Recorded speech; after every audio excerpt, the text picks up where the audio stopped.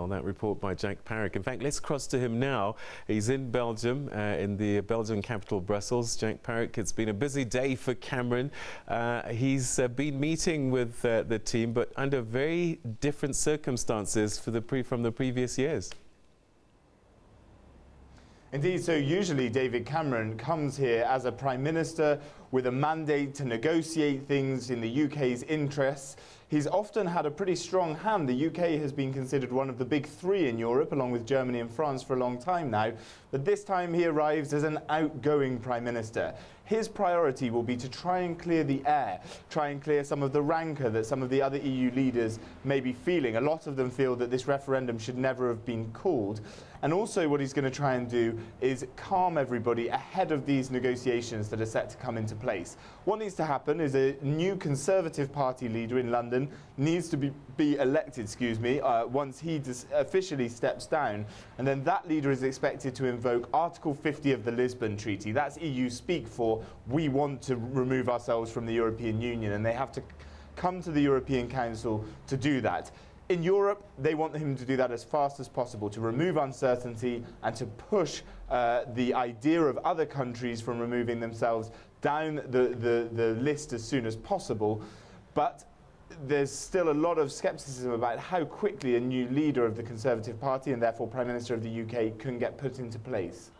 All right, so that's some of the official speak that will be shared with the press and everybody. But just now they're going into a behind closed doors meeting in a dinner. What sort of conversation will take place there?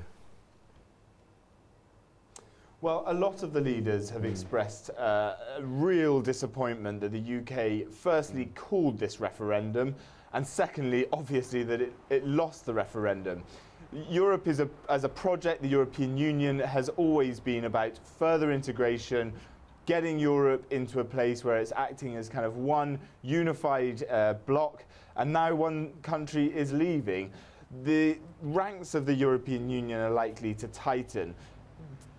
Countries which have Eurosceptic factions, and prominent ones like France and Greece and the Netherlands, they will want to get this over and done with as quick as possible to shut the voices down. And it's likely that the presidents of those countries, like François Hollande, the French president, will express some pretty severe language towards David Cameron. But David Cameron's position in a way is entirely weakened by this, but in another way is slightly strengthened. He now really just has nothing to lose. He's already lost the referendum that has pretty much ended his political career. So we're now dealing with the fallout and the consequences of the vote, but I guess one of the reasons why this vote happened in the first place and why they lost, one of the issues was migration and immigration, and some countries in Europe also have the same sentiments. Are they feeling the same kind of pressure that Cameron's government was? They certainly are, and this immigration issue is one of the really major talking points about the upcoming negotiations that are going to follow once this process of removal from the bloc begins. Many of the Eurosceptic and pro-exit campaigners in the UK insisted that the UK will be able to access what's known as the single market, so free trading of goods, services and labour. This is the free movement of people. So around the European Union, any EU citizen, anyone who holds an EU passport can live in another country and work there freely.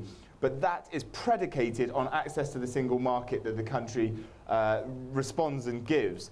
So these campaigners have said that they will be able to get access to the single market, but the sounds and the movements we're hearing from the other EU leaders is that that will not be accepted, that unless the UK allows free movement of people into its country, then the UK, which is a heavily service-based industry, 80% of its economy is based on services, that those services will not be able to be traded in the single market of the European Union. That is where the crux of all the negotiations to come is likely to hang.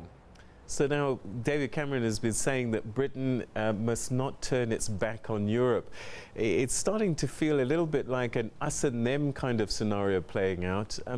Could the UK find itself more and more isolated as time passes? That's certainly a reality, but we have to be realistic about this. The London financial markets and the financial sector is incredibly strong and incredibly powerful, and has been for centuries. So there's a lot of to gain from European Union partners joining the UK and trying to work this out in the most amicable way possible. And also, the UK is a strong military partner of European Union countries, NATO member, so it's unlikely that there will be too much animosity to start with, because it would only complicate the relationship for those countries in Europe that would want to do that.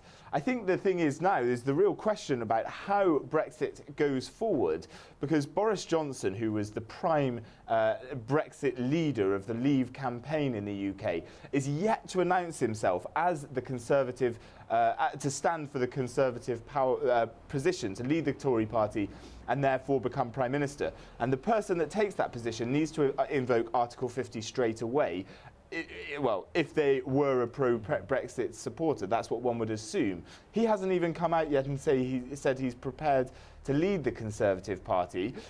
So now there's discussions about when the leader does get elected, will they do it straight away? And if they don't, will a general election in the UK take place? And if that happens, what could be the fallout of that? If a Labour government, for instance, the Socialist Party in the UK, what if they came in on a pro-EU ticket?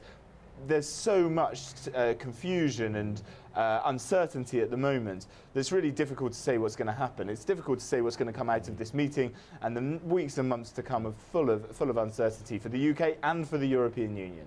All right, Jack, we're going to leave it there for the time being, but we'll see how things develop, particularly after this evening's dinner meeting. Thanks so much. That's Jack Parrock, our correspondent, reporting live from Brussels.